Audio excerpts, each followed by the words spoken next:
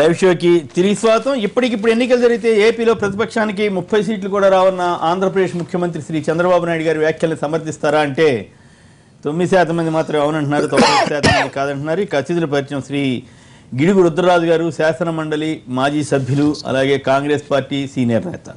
Shri TGV Krishna Reddy గారు, శాసన మండలి మాజీ సభ్యులు, వైఎస్ఆర్ కాంగ్రెస్ పార్టీ సీనియర్ నేత. శ్రీమతి ఉప్పల శారద గారు, భారతీయ జనతా పార్టీ సీనియర్ నేత, గతం ప్రముఖులు. ఇక శ్రీ గువ్వల బాలరాజు గారు, టీఆర్ఎస్ సీనియర్ నేత, మహబూబ్నగర్ జిల్లా అచ్చంపేట నియోజకవర్గానికి ప్రాతినిధ్యం వహిస్తున్న శాసనసభ్యులు. నిన్న ఏపీలో విస్తృత స్థాయి సమావేశం జరిగింది. పెద్ద ఎత్తున పార్టీ టీడీపీ మీటింగ్ జరిగితే అందులో అనేక ఆసక్తికరమైన విషయాలను చంద్రబాబు గారు చెప్పారు. వాటిలో ప్రధానంగా ఏపీలో ఇప్పుడు ఎలక్షన్ జరిగితే 30 సీట్లు కూడా రావని వారు వ్యాఖ్యానించారు. అంతేకాకుండా అసలు మా ప్రభుత్వంలో అవినీతి లేదు, చిన్న చిన్నవేవో జరిగితే వాటిని భూతద్దంలో చూపించే ప్రయత్నం చేస్తున్నారు తప్ప అవినీతి లేదు కాబట్టే చేస్తున్నారు. అలాగే ఇసుక ఇటువంటి వాటిలో ఎమ్మెల్యేలకు కానీ ఇతర నాయకులు ఎవరు పార్టిసిపేట్ చేయొద్దు, వాళ్ళు చేసే తప్పుల బురదంతా తన మీద పడుతోందని కూడా శ్రీ చంద్రబాబు గారు బాధపడ్డారు. అలాగే 25,000 కోట్ల రుణమాఫీ చేస్తే ఎందుకు జనంలో చెప్పలేకపోతున్నారు, మనం ఈ డబ్బుతోటి ఒక పోలవరం ప్రాజెక్టు లేదా మరికొన్ని ప్రాజెక్టులను కూడా అదనంగా కట్టవచ్చని కూడా వారు వ్యాఖ్యానించినట్లుగా వార్తలు వచ్చినాయి. అంతేకాకుండా గోదావరి పుష్కరాలు 100% సంతృప్తికరంగా చేసాము, దురదృష్టవశాత్తు ఒక్క ఘటన జరిగిందని కూడా వారు అన్నారు. ఈ వ్యాఖ్యలపైన వీటిపైన ముందుగా రుద్రరాజు గారు స్పందిస్తారు. అంటే ముఖ్యంగా నిన్న తెలుగుదేశం పార్టీ యొక్క సమావేశాన్ని విజయవాడలో పెట్టుకున్నారు. క్యాబినెట్ జరిగింది. క్యాబినెట్కి ఎక్స్టెన్షన్గా రెండో రోజు పార్టీకి సంబంధించిన యాక్టివిటీ ముఖ్యమంత్రి గారు అక్కడ చేసినప్పుడు మనకున్నటువంటి ఇన్ఫర్మేషన్ ప్రకారం 7 ప్రధానమైనటువంటి అంశాల మీద, ప్రజలకు సంబంధించి ప్రజోపయోగాలకు సంబంధించిన అంశాల మీద సర్వే చేయిస్తే 5 అంశాల మీద 75% మంది ప్రజలు ఈ రాష్ట్రంలో వ్యతిరేకంగా ఉన్నారనేటువంటి, ప్రజలు కాదు, తెలుగుదేశం పార్టీ అంతర్గత సర్వే చెప్పింది. ప్రజల గురించి వాళ్ళు జనరల్గా ఏం చేస్తారు, నాకు గుర్తున్నంత వరకు వాళ్ళు వచ్చినటువంటి వాళ్ళతోటి ఒక అభిప్రాయ డేటా షీట్ ఇస్తారు, వాళ్ళని గుర్తుపెట్టమంటారు. దాని ప్రకారం దీంట్లో 1,00,000 పైచీలకు చేయించారు. అంటే సపరేట్ గా కూడా సెపరేట్ సర్వే చేయించారు. అట్లయితే చేయించిన ప్రజల నుంచి ఫీడ్బ్యాక్. ఇప్పుడు పెన్షన్స్ ఉన్నాయనుకోండి, పార్టీల గురించి ఏం చెప్పగలుగుతారు? పార్టీలో ఉన్న వాళ్ళ అభిప్రాయం ప్యూర్లీ వాళ్ళు ఒక సెక్షన్ ఆఫ్ పీపుల్ తెలుగుదేశం అంతర్గత సర్వే చాలా పెద్ద శాంపిల్ చేశారు. 150,000 శాంపిల్ చేశారు. మీకు ఆ సమాచారం 150,000 పైచులకు వాళ్ళతో శాంపిల్ కలెక్ట్ చేశారు. దీంట్లో మెజారిటీ ఎక్సెప్ట్ పెన్షన్స్ లాంటి స్కీమ్ తప్పించి మిగిలిన దాంట్లో దాంట్లో కూడా 70% పైబడి అందరూ కూడా అసంతృప్తిగా ఉన్నమాట వాస్తవం. ఎట్ ది సేమ్ టైం ఎమ్మెల్యేల మీద సర్వే చేయించారు. ఆయన లీక్ ఇవ్వడం జరిగింది. ఈ జిల్లాలో వీరు బాగున్నారు, ఆ జిల్లాలో ఇవి బాగున్నారు అని చెప్పడం జరిగింది. ఈ నేపథ్యంలో గజపతి నగర్ అంటే ప్రతి జిల్లాకి ఇచ్చారు. ప్రతి జిల్లాలోనూ ఎవరు బాగా ఏ స్కీమ్స్ లో నెంబర్ 1 ఉన్నారు, ఎవరు లీస్ట్ లో ఉన్నారు అనేటువంటిది 2 కూడా ఇవ్వడం జరిగింది.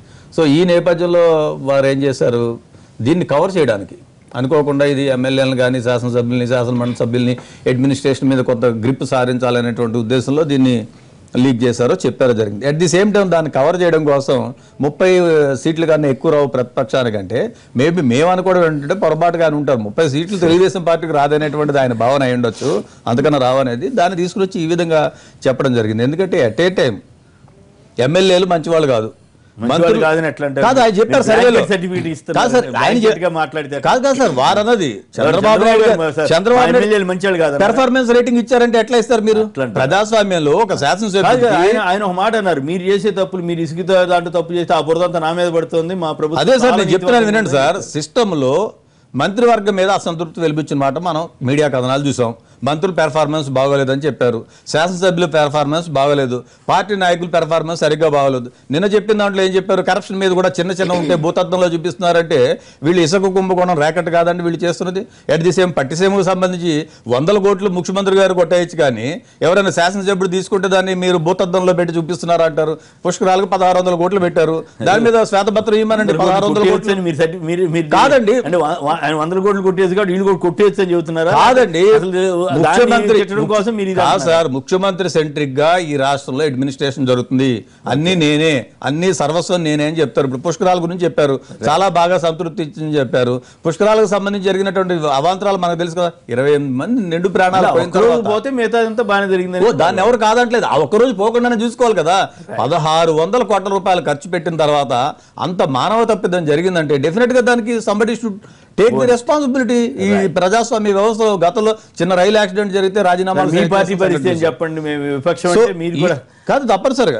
ఈ నేపథ్యంలో చంద్రబాబు నాయుడు గారు ఏంటంటే వ్యవస్థలో ఉన్నటువంటి అన్ని సిస్టమ్స్ తప్పు, అతను ఒకడే మంచివాడు. గతంలో కూడా అదే చూసాం, మన వారిని 94లో చూసాం, 99లో చూసాం. ఈ విధమైనటువంటి పరిపాలనతోటే జనం కానీ అధికారులు కానీ విసిగి వేసారిపోతారు. ఇప్పుడు మనకు ఉన్నటువంటి ఇన్ఫర్మేషన్ ప్రకారం పొద్దున్న నుంచి రాత్రి వరకు ఒక ముఖ్యమంత్రిగా అక్కడ ఉంటే ఆఫీసర్లు, అధికారులు కానీ, సెక్యూరిటీ ఆఫీసర్ గారు అంతా వారు చూడే తిరగవలసిన నేపథ్యం వస్తుంది. ఎవరు అడ్మినిస్ట్రేషన్ మీద దృష్టి పెట్టలేకపోతున్నారు. సో ఈ రోజుగా ముఖ్యమంత్రి చంద్రబాబు నాయుడు గారు 30 సీట్లు అన్నది మేమైతే భావిస్తున్నాం. ఎందుకంటే తెలుగుదేశం పార్టీకి మా దగ్గర ఉన్న సర్వే రిపోర్ట్స్ ప్రకారం చాలా డ్రాస్టిక్ గా పడిపోతుంది. మీకేముందని సర్వే ఏం అక్కర్లేదండి, ఆల్ ఇండియా లెవెల్ ఇంత పెద్ద పార్టీ ఉన్నప్పుడు ఇక్కడ ఏపీలో కాదు సార్, నేషనల్ లెవెల్లో ఒక పొలిటికల్ పార్టీగా ఉన్నప్పుడు ప్రతి రాష్ట్రం మీద కదలికలు అబ్జర్వ్ చేస్తూ ఉంటారు. ఎందుకంటే కాంగ్రెస్ పార్టీ ఈవేళ కాదు కదా, చాలా ఏళ్ళ నుంచి గవర్నెన్స్ సర్వే చేసుకుంటే అనేక నిర్ణయాలు గత 10 ఏళ్ళలో తీసుకుని ఉండేవాళ్ళు కాదు. అనేకమైనటువంటి సర్వే ఇన్స్టిట్యూట్స్ ఉన్నాయి సార్. ఈవేళ ఏ ఇష్యూ కావాలన్నా నిజంగా అట్లాంటి సర్వేలు ఉంటే గత 5 ఏళ్ళలో మీరు అనేక తప్పులు చేశారు కదా, ఓపెన్ గానే తప్పులు చేసామని మళ్ళీ మీరే చెప్పారు కదా. తప్పదు. మరి సర్వే చేస్తే నిజంగా జనాభిప్రాయం తెలుసుకుంటే అట్టెందుకు చేసి ఉండేవాళ్ళు. ఇప్పుడు జగన్ గారు ఉన్నారు, అనేకమైనటువంటి సర్వేలు చేశారు, ముఖ్యమంత్రి అవుతున్నాడని చెప్పారు, అన్ని ఛానల్స్ లో ఇచ్చారు. జయలలిత గారు ఉంది డ్యూరింగ్ కోర్స్ ఆఫ్ నామినేషన్, మొన్న కాకుండా అంతకుముందు ఎన్నికల్లో ఓడిపోయినప్పుడు first day of filing of nomination నుంచి లాస్ట్ డే వరకు ఓడిపోయారు. సో ఈ పరిణామాలు 1% 2% చేంజ్, మొన్న ఎంత వచ్చింది డిఫరెన్స్ ఎంత? ఈ రాష్ట్రంలో చంద్రబాబు నాయుడు గారు అధికారంలోకి రావడం కానీ, ప్రధాన ప్రతిపక్షం మాకు ఎన్ని సీట్లు వస్తాయనేటువంటిది మేము చెప్పడానికి సిద్ధంగా లేం. కానీ ఇంకా 4 సంవత్సరాలు ఉంది కాబట్టి చంద్రబాబు నాయుడు గారి పనితీరును బట్టి చంద్రబాబు నాయుడు గారు ఈ రాష్ట్రంలో డ్రాస్టిక్ గా పడిపోతున్న విషయం వాస్తవం. దాన్ని ఆయన గమనించి ఇప్పటికైనా సరి చేసుకో. ఎందుకంటే 14 నెలలు అయింది. 14 నెలలు ఆయన చేసిందండి. నిన్న ఆయన చెప్పింది 25,000 కోట్లు ఇచ్చానని చెప్పారు. రైతులకు ఎంత ఇచ్చారు సార్? 7,000 కోట్లు ఇచ్చారు. 7,000 కోట్లు ఇచ్చి వాళ్ళకి రాంగ్ ఇన్ఫర్మేషన్ ఇచ్చి నేను 25,000 కోట్లు పెట్టాను, దీని మీద సాటిస్ఫైడ్గా లేదని చెప్పారంటే పూర్తిగా ఇది వాళ్ళందరినీ కంట్రోల్లోకి తీసుకోవడం. ఎందుకంటే గ్రిప్ లేదు. ఫర్ ది ఫస్ట్ టైం మాకున్నటువంటి ఇన్ఫర్మేషన్ మీద, అడ్మినిస్ట్రేషన్ మీద కానీ, పార్టీ మీద కానీ ఆయనకు పట్టు లేదు. దానికోసమే ఆయన పట్టు కోసం ప్రయత్నం చేస్తున్నారు. దాంట్లో భాగమే ఈ లీకులు అనేటువంటిది మేము భావిస్తున్నాం. కాంగ్రెస్ పార్టీ. కృష్ణారెడ్డి గారు నిన్న సర్వే అందరూ చూసే ఉన్నారు. తెల్ల కార్డులు పెన్షన్స్లో కూడా 75% పెంచలేదు. 78% అనుకోండి. 70% అంటే బాగానే ఉన్నట్టు కదా. ఎట్లా సార్? మేము పారదర్శకంగా అందరికి ఇచ్చాం, పెంచాం, ఇంకా తెల్ల కార్డులు కొత్త అట్లా కాదు కదా అని చెప్పుకుంటున్నప్పుడు, బట్ అది మరి పారదర్శకంగా అందరు చేయగలగాలి కదా. ఓకే, మరి అదే ఆయనకి కొంచెం 30 సీట్లు కూడా కాంగ్రెస్ సంగతి పక్కన పెడితే చెప్తాను. అది వెంటనే సమాధానం చెప్పాలంటే 30 సీట్లు రావన్నారు కాబట్టి చక్కగా వెంటనే అసెంబ్లీని రద్దుపరిచి ఎలక్షన్స్ అట్లా కాదు కదా. మరి 30 సీట్లు వస్తాయన్నప్పుడు రేపు అది కాదండి, 30 అంటే ఏంటి? రేపు 2/3 మెజార్టీ వస్తుంది కదా, 145 సీట్లు వస్తాయి. ఇప్పుడు మెజార్టీ లేకపోతే కదా. అట్లా కాదు కదా, 145 సీట్లు వచ్చేటప్పుడు ఈ 90 సీట్లతోనూ వేరే వాళ్ళ మీద ఆధారపడే బదులుగా సవాల్ చేశారు సవాల్ చేశాడు కదా ఆయన. కాబట్టి పెట్టమనండి, రద్దు చేసి అసెంబ్లీ ఎలక్షన్స్కి వెళ్ళమనండి, అప్పుడు తెలుస్తుంది. కానీ అసలు విషయం ఏంటంటే ఆయనకు వచ్చినటువంటి సర్వే ఫలితాలని కప్పిపుచ్చుకోవడానికి ఒక బాణం ఎదురు వాళ్ళ మీద వేయాలనే ఉద్దేశంతో ఒక బాణం విసిరాడు. కానీ అది ఆయన మీదే పడుతుంది అనేది మాత్రం ఆయన గ్రహించడం లేదు. ఓకే, ఆ విషయాన్ని ఆయన పూర్తిగా అవగాహనకి ఉండి కూడా ఇక ఏది దారి లేక ఈ దారిలో ఎవరి మీద ప్రతిపక్షాల మీద ఒక విసిరితే బాగుంటుందని ఉద్దేశం. కానీ మీరు పత్రికల్లో వచ్చినటువంటి విషయాలు చూడండి. మొన్న ఇసుక మాఫియా, తర్వాత మిగతా అని చెప్పారు, అదే మైనింగ్ మాఫియా అని చెప్పారు. మద్యం మాఫియా అంటే మద్యం షాపుల్లో వచ్చిన వాటిలో మాకు 50% నుంచి 30% వరకు భాగం ఇవ్వండి, ఓకే, భాగం ఇస్తేనే మీరు నడుపుకుంటారు అని జిల్లా కేంద్రాల్లో వాళ్ళందరినీ పిలిచి మీటింగులు పెట్టినటువంటి సందర్భాలు మీ దృష్టికి కూడా వచ్చినాయి. ఎలక్ట్రానిక్ మీడియాలో కూడా వచ్చింది, ప్రింట్ మీడియాలోనే కాకుండా ఎలక్ట్రానిక్ మీడియాలో కూడా వచ్చింది. సో అట్లాంటివి ఆయన అసలు యాక్చువల్గా తీసుకుని ఎక్కడ అరికట్టాలి చూడాలి. మొన్నటికి మొన్న వనజాక్షి గారి ఇన్సిడెంట్లో ఏం జరిగిందో మీరు చూసారు. ఎమ్మెల్యేల యొక్క విషయాలు ఏ విధంగా పోతున్నాయి, ఏ విధంగా సామ్రాజ్యం వెళ్ళినట్టుగా సామంతరాజులు ఎలా ఉంటున్నారు అనేది కూడా అదొక నిదర్శనం ఎపిసోడ్. సో అట్లాంటివి ఇంకా బయటికి రాని కోకొలలుగా ఉన్నాయి. ఆ కోకొలలుగా ఉండేటటువంటి విషయాల్ని సరిదిద్దుకోకుండా ప్రజల సంక్షేమం చూడకుండా ఇది చెప్తున్నారు. మీరు అన్నారు 24,000 కోట్లని. 24,000 కోట్లు అంటే చెప్తాను నేను. అసలు 84,000 కోట్లు. ఆ 84,000 కోట్లని మదింపు చేసి షరతులు పెట్టి దాన్ని చివరికి 24,000 కోట్లు చేశారు. కుదింపు చేశారు. రుణమాఫీ కుదింపు చేసి 7,000 కోట్లు ఇచ్చారు. 7,000 కోట్లు ఇచ్చింది మళ్ళీ ఆ 24,000 కోట్లలో వడ్డీకే కొంత పోయింది. ఆ ఇచ్చినటువంటి 7,000 కోట్లు వడ్డీకి దానికి కూడా కొంచెం పోయినాయి. అంటే మిగతాగా ఎఫెక్టివ్గా వచ్చింది 5,000 కోట్లు వచ్చినాయి.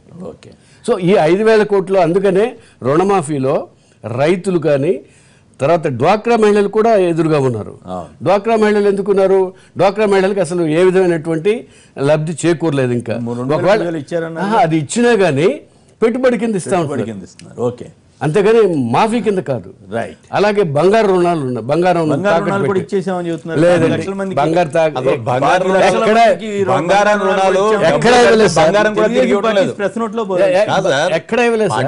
బంగారం డబ్బులు కడితే కూడా రుణాలు వెనక డబ్బు బ్యాంక్ వాళ్ళ డబ్బులు కూడా బ్యాక్ ఇవ్వట్లేదు. గోల్డ్ కూడా వెనక్కి ఆ పరిస్థితి ఉంది. సో ఈ విధమైనటువంటి పరిస్థితిని వాళ్ళు ఏ విధంగా అవతల వైపు తిప్పాలని అన్నారు కాబట్టి ఒక ఛాలెంజ్ విసిరారు కాబట్టి ఆయనకాయనే మరి దాన్ని అనుసరించి శుభ్రంగా అసెంబ్లీని రద్దు చేసి ఎలక్షన్ పెట్టమనండి. రైట్. ఓకే. నిశాంత్ గారు విజయవాడ నుంచి లైన్లో ఉన్నారు. నిశాంత్ గారు నమస్కారం, మాట్లాడండి. హలో నిశాంత్ గారు, హలో మాట్లాడండి. రైట్. శారద గారు మీరు చెప్పండి, ఇప్పటికిప్పుడు ఎలక్షన్ జరిగితే తెలంగాణలో పరిస్థితి ఎట్లా ఉంటుంది, ఏపీలో ఎట్లా ఉంటుంది? ఏపీలో వాళ్ళిద్దరూ విపక్షాలు ఇద్దరు ఎదురు వాయిస్తున్నారు, మీరు మిత్రపక్షం రెండు చోట్ల, మీ అభిప్రాయం? ఇప్పుడు ఎప్పుడైనా ప్రతిపక్షం అనేది నడుస్తున్న పక్షాన్ని విమర్శించడం అనేది మామూలే. చంద్రబాబు నాయుడు గారి పరిస్థితి ఈరోజు ఎలా ఉందంటే, మరి తలలేని ముండం లాంటి ఏపీలో అసలు కనీసం సెక్రటేరియట్ కానీ అసెంబ్లీ కానీ కావలసినన్ని కాలేజెస్ కానీ హాస్పిటల్స్ కానీ ఏమీ లేవు. అన్ని హైదరాబాదు రకంగా ఉండి ఈరోజు విడిపోయిన తర్వాత ఆ విడిపోయిన ఆంధ్రప్రదేశ్ని ఎంత అభివృద్ధి చేయాలి అనే కార్యక్రమాలు చాలా ఉన్నాయి. దానితో పాటు 13 జిల్లాల ప్రజలకు కావాల్సిన వారిచ్చిన వాగ్దానాలు, అదే రకంగా ప్రతి ఒక్క డిపార్ట్మెంట్ని ప్రతి ఒక్క అంశాన్ని మరి విద్యుత్ని ప్రతిదాన్ని చూసుకోవాల్సిన అవసరం కూడా వారికి ఉంది. కొత్త రాజధాని నిర్మించడం అంటే అది ఈజీ అయిన పరిస్థితి కాదు. అదే రకంగా అక్కడికి ఐటీఐలు కానివ్వండి, హాస్పిటల్స్ కానివ్వండి, కాలేజీలు కానివ్వండి, ఇవన్నీ తీసుకురావాలి అంటే కూడా ఆయన ఎన్నిసార్లు బీజేపీ ప్రభుత్వంతో కోఆర్డినేషన్ చేసి ఎన్ని కార్యక్రమాలు చేస్తూ ఉన్నారు. అదే రకంగా ఈ యొక్క నూతన రాజధాని నిర్మించడానికి ఎన్నిసార్లు అనేక రాజధాని కాదు కదా ఇప్పుడు ఎందుకు గవర్నమెంట్ ఇప్పుడు ఎలక్షన్ జరిగితే నిజంగానే విపక్షాలు ఇంత వర్క్ ప్రెషర్ లో ఉండి కూడా ఆయన ప్రతి ఒక్కరికి కూడా ఈ రకంగా ఈ వీళ్ళు ఇలా ఇంతంత పర్సెంటేజ్ లో పనిచేస్తున్నారు అని ప్రతి ఎమ్మెల్యేస్ కి సర్వేస్ చేయించి దాన్ని చేస్తున్నారు అంటే ఎంత జాగ్రత్తగా తన యొక్క పరిపాలన కొనసాగిస్తున్నారు అన్నది మాత్రం మనం ఒక ప్రశంసించాల్సిన విషయం. ఇప్పుడు మనం ఆ రకంగా తను గాల్లో వదిలేసి సరే మా ఎమ్మెల్యేలు ఎంపీలు ఏవో చేసుకుంటున్నారు, మినిస్టర్లు ఏవో చేసుకుంటున్నారు, నేను నా పరిపాలన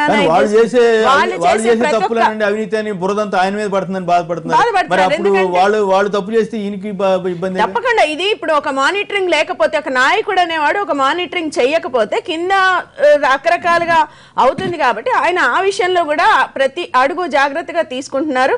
అదే రకంగా ప్రతిపక్షం మరి ఇదేదో గొంతులోని చాపముళ్ళు అంటారు చూడండి, ఆ రకంగా ప్రతి ఒక్క దాంట్లో కూడా మరి తప్పకుండా ప్రతిపక్షాలు అడ్డు పడుతూనే ఉంటాయి. పడిన విషయాలని కూడా ఆయన జాగ్రత్తగా పెట్టుకొని ముందుకెళ్తున్నారు. ఈ యొక్క దీంట్లో ఆయన సర్వేలో అంటే ఇప్పుడు ఏ రకంగా ఈ ప్రతిపక్షం ఉంది, దానికి ఉన్న ఈ యొక్క పాలనా పక్షానికి చంద్రబాబు నాయుడు గారికి ఎంత మంచి పేరు వచ్చింది, వాళ్ళ పరిపాలన ఎలా ఉంది, అదే రకంగా ప్రతిపక్షం అనేది అనవసరమైన విషయాల్లో ఎత్తి చూపించడం వల్ల వారి యొక్క విలువ తగ్గిపోతుంది అక్కడ. ఇప్పుడు అనవసరమైన విషయాలు ఎందుకంటే గోదావరి పుష్కరాలు జరిగినప్పుడు నిజంగానే ఈవెన్ తెలంగాణ వాళ్ళు కూడా ఆంధ్రాకి వెళ్ళి స్నానాలు చేసి వచ్చినాం మేము చూసాం.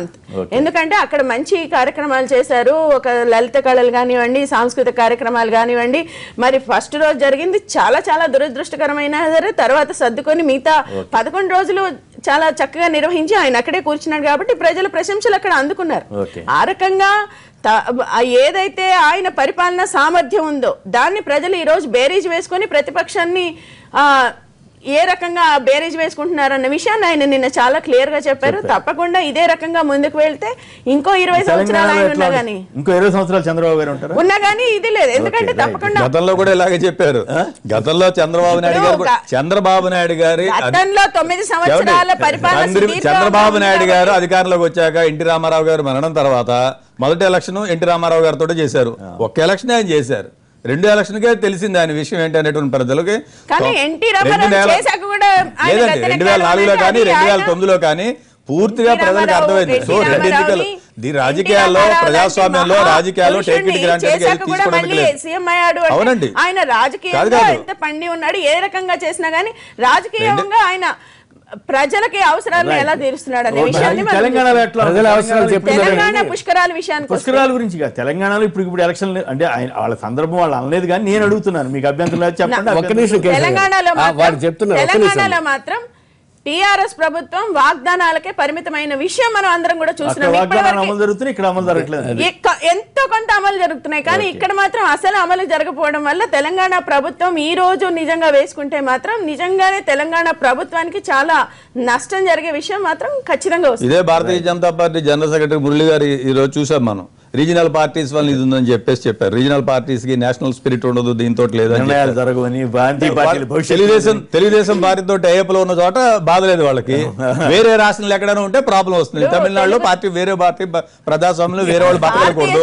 మమతా బెనర్జీ గారు బెంగాల్లో బతకూడదు. ఈ రోజు ఇక్కడ తెలంగాణ రాష్ట్రంలో కూడా ఒక నిమిషం కూడా కరెంట్ పోకుండా ఉంది అంటే భారతీయ జనతా పార్టీ ఏదైతే గుజరాత్ ని మోడల్ గా ఒక మంచి విద్యుత్ ఉండడం మూలంగానే అభివృద్ధి సాగుతుంది అనే ఒక మంచి విషయాన్ని చేయడం వల్ల మంచి జరిగితే జాతీయ స్థాయిలో కానీ రాష్ట్ర స్థాయిలో కానీ ఉత్పత్తి పెరిగినందువల్ల ఈ రోజు ఇక్కడ రాష్ట్రాలు ఇక్కడ మీరు నష్టాల్లో ఉన్నారంటే అక్కడ ఆయన ప్లస్ లో ఉన్నారంటున్నారు చంద్రబాబు గారు. బీజేపీ వారు చెప్తున్నారు చర్చ వాస్తవం అనేది చాలా స్పష్టంగా తెలిసిపోతుంది సార్. శారద గారు మాట్లాడుతున్నటువంటి తీరు బీజేపీ పార్టీ ఎదగడానికి, ఆంధ్రప్రదేశ్లో ఎదగడానికి అవకాశం ఉన్నటువంటి సందర్భంలో గ్రూపులుగా మారిపోయి ఈరోజు బీజేపీ పార్టీ విచ్ఛిన్నం అవుతున్నట్టుగా చాలా స్పష్టంగా అర్థమవుతుంది. అలయన్స్ పార్టీగా ఉన్నప్పుడు తప్పులను ఎత్తి చూపుతూ మంచికి మంచి చెడుకు చెడు అని చెప్పే విధంగా ఉండాలి స్పష్టత తప్పిస్తే పూర్తిగా వకాలు తప్పించుకొని శారద గారు మాట్లాడుతున్నారంటే నిజంగా బీజేపీ పార్టీ నాయకులు కానీ ఆంధ్రప్రదేశ్ ప్రజానికం కానీ గమనించాల్సిన అవసరం ఉంది. చంద్రబాబు నాయుడు గారు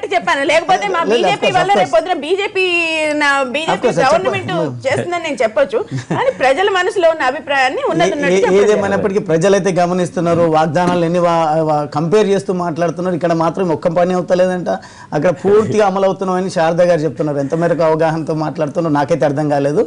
ఇక్కడ ఉన్నటువంటి ప్రభుత్వంతోన ఆంధ్రప్రదేశ్ ప్రభుత్వాన్ని పోల్చమంటే ఆ అవకాశం ప్రజలకి ఇద్దాం, ఆంధ్రప్రదేశ్ ప్రజానికానికి ఇద్దాం. పనితీరు ఇక్కడ ప్రభుత్వ పనితీరు ఏ రకంగా ఉంది, అక్కడి ప్రభుత్వ పనితీరు ఏ రకంగా ఉంది, ఇచ్చినటువంటి హామీలను ఏ ప్రభుత్వం నెరవేరుస్తుంది, ఏ రకమైనటువంటి రాజకీయ చతురత కలిగినటువంటి నాయకుడని మాత్రం శారద గారు చాలా స్పష్టంగా కితాబిస్తున్నారు చంద్రబాబు నాయుడు గారు. దాంట్లో వాస్తవమే, ఎందుకంటే రాజకీయాలు వంట పట్టించుకొని ప్రతిదీ రాజకీయ కోణంలో ఆలోచించేటువంటి తత్వం ఉన్నటువంటి వ్యక్తి ఎవరైనా ప్రపంచంలో ఉన్నారా అంటే ఖచ్చితంగా చంద్రబాబు నాయుడు గారు అని చెప్పక తప్పదు. కేవలం రాజకీయాలకు పరిమితమై పనిచేస్తారు తప్పిస్తే ప్రజా ప్రయోజనాల దృష్ట్యా కానీ రాష్ట్రాల ప్రయోజనాల దృష్ట్యా కానీ ఎప్పుడు కూడా ఆలోచించేటువంటి దాఖలాలు లేవు. ఈరోజు వచ్చే రాబోయే ఎన్నికల్లో తెలంగాణలో కూడా మాదే ప్రభుత్వం ఉంటుందని చెప్పేసి మాట్లాడడం అనుకోండి, లేదంటే అక్కడ ఏ రకంగా మళ్ళీ మనం ప్రభుత్వంలోకి రావాలని ఆలోచన చేయడం తప్పిస్తే ప్రజలకు ఇచ్చినటువంటి హామీలను ఏ మేరకు మనం నెరవేరుస్తున్నాం, ఏ మేరకు మన బాధ్యత ఉందని చెప్పేసి ఆలోచిస్తున్నట్టు మాత్రం ఎక్కడ కనిపించడం లేదు. ఈ సందర్భంగా ప్రజానికానికి నేను ఈ సందర్భంగా తెలంగాణ ప్రాంతం నుంచి సోదరులుగా ఉన్నాం, సోదరులుగా విడిపోదామని పిలుపునిచ్చినాం, విడిపోయినాం, సోదరులుగానే ఉంటున్నాం. కొంతమంది రాజకీయాలు మాట్లాడుతున్నారు. మేము ఇప్పుడే సవాల్ విస్తున్నాం. మాకు ఒక ఆపర్చునిటీ అయితే ఉంది. ఈ రోజు మా కడియం శ్రీహరి గారు డిప్యూటీ సీఎం గారు రిజైన్ చేసిండ్రు. వరంగల్లో ఎన్నికలు రాబోతా ఉన్నాయి, దాన్ని మ్యాండేట్ గా తీసుకుందాం. తెలుగుదేశం పార్టీ బీజేపీ పార్టీ కలిసి పోటీ చేయమని చెప్పండి. వాళ్ళకు వచ్చే వచ్చేటువంటి ఓట్లను కానీ మాకు వచ్చేటువంటి ఓట్లను సవాలు సనత్ నగర్ లో Definitely అంతటా 12 సీట్లు 63 నుంచి 85కి వెళ్ళిపోయారు. ఎట్లా వెళ్ళిపోయారు మరి? ఆ సీట్లు ఖాళీ చేయించి అక్కడ కూడా సవాల్ విసరాలి కదా మీరు. డెఫినెట్ గా మీరు ఎక్కడ సవాల్ విసరాలి. ఎందుకు రాజీనామానే ఆమోదించలేకపోతున్నారు కదా? రాజకీయ దురంధరుడు చంద్రబాబు నాయుడు భయపడుతున్నారని విమర్శ చేస్తున్నారు. క్వశ్చన్ లేదు. రాజీనామాలకు భయపడే సంస్కృతి తెలంగాణ రాష్ట్ర సమితికి లేదు. ఎన్నికలంటే భయపడే ప్రశ్న లేదు. నేను సవాల్ విసురుతున్నా అచ్చంపేట నియోజకవర్గంలో నిజంగా చంద్రబాబు నాయుడు గారు టీఆర్ఎస్ పార్టీ ప్రాతినిధ్యం వహిస్తున్నటువంటి ప్రజాప్రతినిధులను రాజీనామా చేయమని సవాల్ విసరమనండి, ఖచ్చితంగా నేను స్పందిస్తాను. తెలుగుదేశం ఉన్నటువంటి ఇప్పుడు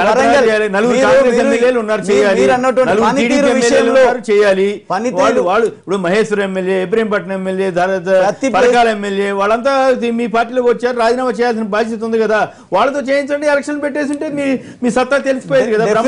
ఇప్పుడైతే గెలిస్తే మంచి ఊపు వచ్చేది. వరంగల్ లో అయితే వచ్చింది కదా, ఇమీడియట్ గా వరంగల్ వరంగల్ ను సవాల్ గా స్వీకరించమని చెప్పండి. అట్లా కాదు కదా, ఎదురు పార్టీ వాళ్ళు చేశారు, తెలుగుదేశం వాళ్ళు చేయట్లేదని మీరు అడగొచ్చు. లేదు కాంగ్రెస్ వాళ్ళు చేయట్లేదా, బీజేపీ వాళ్ళు చేయట్లేదా అని. ఇష్యూ అది కాదు కదా. మీరు ఒక నైతిక విలువలకు కట్టుబడి ఉంటాం, మేము రాజీనామాలు మాకు అసలు ఏ మాత్రం పెద్ద లెక్క కాదన్నటువంటి పార్టీ ఈ విషయంలో డిఫెన్స్ లో కూడా తెలుసు. శ్రీనివాస్ గారు గడ్డి పోసతో సమానంగా చూసినట్టు చూశారు కదా.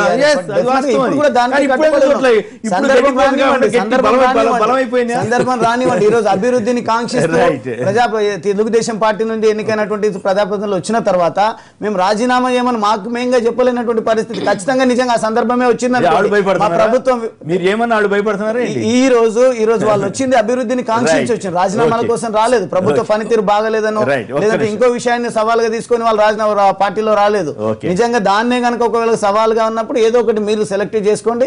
ఆ సెలెక్ట్ చేసుకున్నటువంటి విషయం చేసుకోమని చెబుతున్నాం. మేము అందుకే ఉన్నటువంటి ఆపర్చునిటీని వినియోగించుకోండి. అన్ని పార్టీలతో మహమ్మద్ సలీం వరంగల్లో తేల్చుకోమనండి మీ సత్తా. Right, okay. మహమ్మద్ సలీం గారు హిందూపూర్ నుంచి లైన్ లో ఉన్నారు. సలీం గారు నమస్కారం. చెప్పండి, మీ బాలకృష్ణ గారు ఎమ్మెల్యేగా ఉన్నారు, వారికి రేటింగ్ ఎట్లా ఉంది, ఏం కదా, ఎన్నో ర్యాంక్ వచ్చిందో మీ దృష్టికి ఏమైనా వచ్చిందా? ర్యాంకులు ఇచ్చారంట టీడీపీ ఎమ్మెల్యేలందరికీ. ర్యాంక్ ఏం లేదు సార్, ర్యాంక్ ఏం లేదు కానీ సార్ బాగానే పనిచేస్తా ఉన్నారు. చంద్రబాబు నాయుడు గారు సరే ఈజ్ గుడ్ అడ్మినిస్ట్రేటర్ సార్, దాంట్లో ఎటువంటి డోకలేదు. భారతదేశం లోపల ఉన్నటువంటి నాయకులు బ్రహ్మాండమైన నాయకుడు. అయితే ఇప్పుడు టీఆర్ఎస్ పార్టీ నాయకుడు మాట్లాడతామంటే చెల్లించి వెంటనే ఫోన్ చేస్తే కలిసిండే. ఆయన ప్రతి ఒక్కటి కూడా రాజకీయ కోణంలో చూస్తున్నాడు. చంద్రబాబు నాయుడు నెంబర్ 1 చెప్పేసి అంటాడు. కేసీఆర్ గారు కనుక అట్లా చూడకుంటే పోయి బ్రహ్మాండంగా ఏదైనా మఠాధిపతి కావచ్చు కదా. ఆయన రాజకీయాలు ఎందుకున్నారు మరి? రాజకీయ నాయకుడు రాజకీయ కోణంలో చూడకుంటే ఏ కోణంలో చూస్తారు సార్? రాజకీయ నాయకుడు ప్రజల చేత ఎన్నికబడ్డ తర్వాత అయిన తర్వాత ప్రజల పక్షం మాట్లాడాలి, ప్రజలకు ఇచ్చినటువంటి హామీలు నెరవేర్చాలి. హామీలు నెరవేర్చకుండా రాజకీయాలు చేసి ప్రజలను తప్పుదో పట్టించడం రాజకీయం కాదు. ఆగం చేశారు సార్, పద్దానికి అడ్డు దగ్గర మీరు ఆగం చేశారు, మమ్మల్ని అడ్డు దగ్గర ఆగం చేశారు. మాట్లాడండి. మీరు ఇస్తున్నారు కదా అక్కడ రాజ్యంలో నిరుద్యోగులు, మీరు యూనివర్సిటీకి పోనీ మిమ్మల్ని ఏం చేస్తారు అక్కడ విద్యార్థులు? ధైర్యం ఉంటే మీరు మీ మంత్రి ఒక్కరి ఒక్క రోజు పొమ్మని నిరుద్యోగ ఒక మంత్రి యూనివర్సిటీ పొమ్మని చెప్పండి. ధైర్యం ఉంటే ఏం మాట్లాడుతున్నారు మీరు? మీరు అట్లా కాదు మీరు తెలుగుదేశం అభిమానంతో మాట్లాడండి కానీ తప్పులేదు, కానీ ఆయన కోప్పడమాకండి, మీ అభిప్రాయం చెప్పండి. Right, okay. కృష్ణారెడ్డి గారు ఇప్పుడు శారద గారు చెప్తా ఉన్నారు కదా, చాలా ఇదిగా తెలుగుదేశం పార్టీ బాగా నిర్వహిస్తున్నదని చెప్పేసి. వాళ్ళ స్వంత మంత్రులే, మిత్రపక్షమైనటువంటి బీజేపీ మంత్రులు, ఎమ్మెల్యే విష్ణురాజు గారు ఏ విధంగా మాట్లాడారో ఆవిడని చూచి మాట్లాడమనండి. అంటే మాట్లాడారు కానీ బట్ వాళ్ళు సర్దుకున్నారు. మళ్ళీ సర్దుకోవటం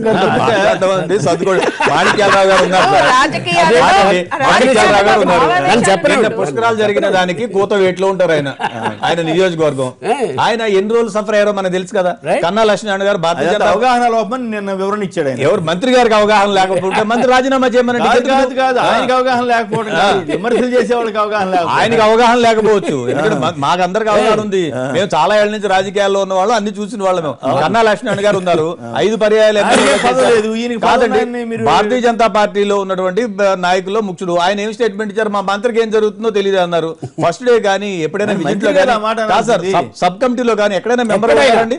సబ్ కమిటీలో మీరు నారాయణ గారు సబ్ కమిటీలో దేవాదాయ శాఖ మంత్రికి ఉండే బాధ్యతలు మేము చేసాం. అన్ని సబ్ కమిటీకి వేసినటువంటి నారాయణ గారు జపాన్ బృందంలో ఉంటారు. సబ్ కమిటీలో మెంబర్ గా ఉన్నట్టు యనమల రామకృష్ణ గారు జపాన్ బృందంలో ఉంటారు. వీళ్ళు జపాన్ లో తిరగడానికి అంటే సబ్ కమిటీ వేసింది ఇక్కడ ఉండడానికి మీరు ప్రజలకు అందుబాటులో ఉండడానికి. మొత్తం అంతా ఎన్ని రోజులు సార్ ఏం చేశారని అందరికీ తెలుసు కదా సార్.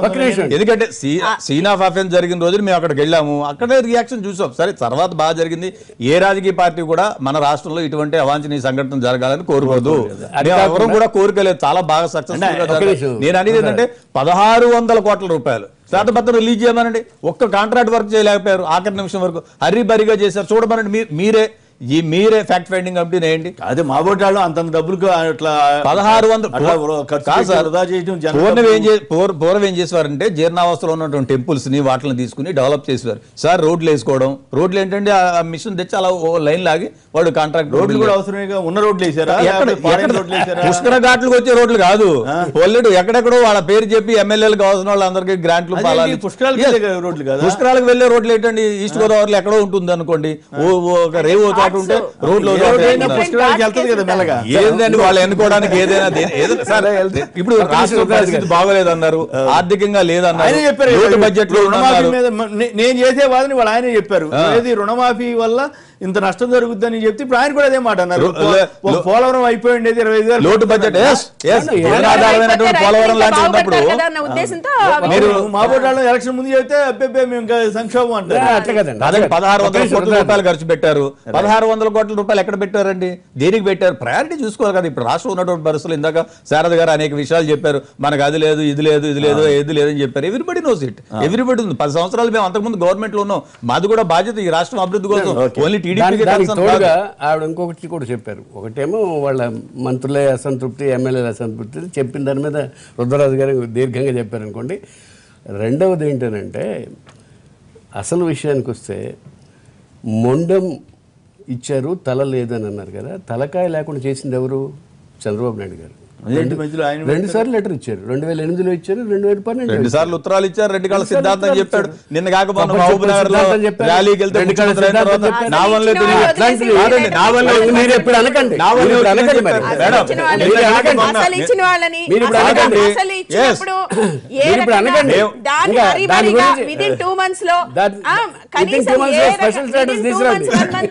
కాదండి. ఇప్పుడు మీరిద్దరు కలిసి ఉన్నారు కదా, ప్రత్యేక హోదాను తీసుకురండి. దాంట్లో మీరు ఏం సాధించారు?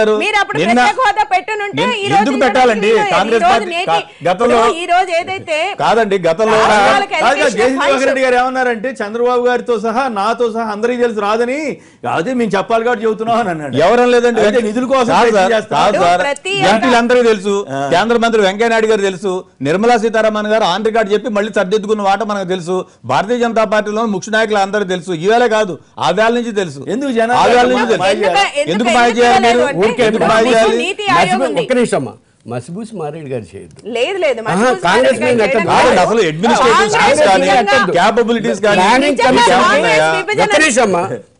కమిషన్ వాళ్ళు ఉత్తరం ప్లానింగ్ కమిషన్ కి కాంగ్రెస్ గవర్నమెంట్ ఉత్తరం రాసింది. దాన్ని మీరు పర్స్యూ చేసి ఎప్పుడు వినండి, పోలవరం ముంపు మండలాలను ఎప్పుడైతే చేశారు సవరణ, అప్పుడు 2 సార్లు సవరణ చేశారు సార్. నా మాట వినండి, 2 సార్లు సవరణ చేశారు కదా. పోలవరానికి సంబంధించిన సవరణ గురించి టీఆర్ఎస్ వాళ్ళు అడిగితే అది గతంలో కేబినెట్ లో కాంగ్రెస్ వాళ్ళు పెట్టారు కాబట్టి అది ఆబ్లిగేటరీ చేయవలసి వచ్చింది అన్నారు. రెండోసారి శాసన మండలి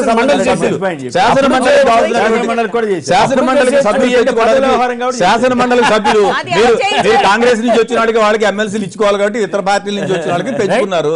అంత చిత్తశుద్ధి స్టేట్ క్యాపిటల్ ఇష్యూలు ఎందుకు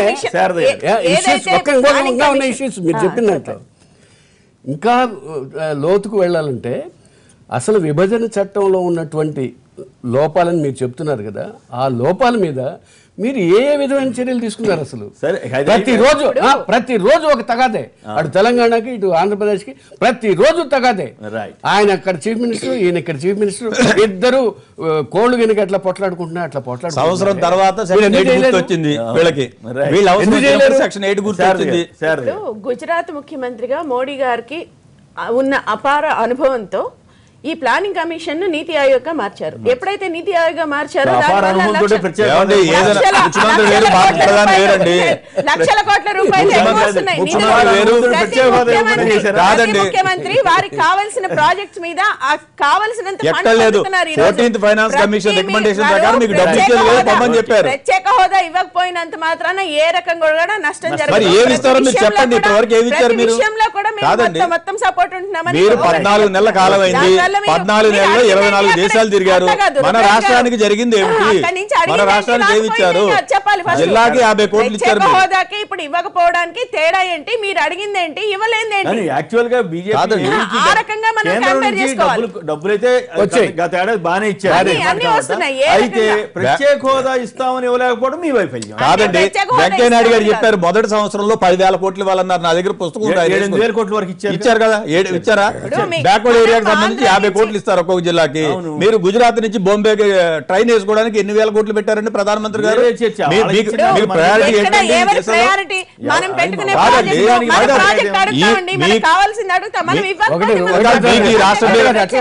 ఈ రాష్ట్రం మీద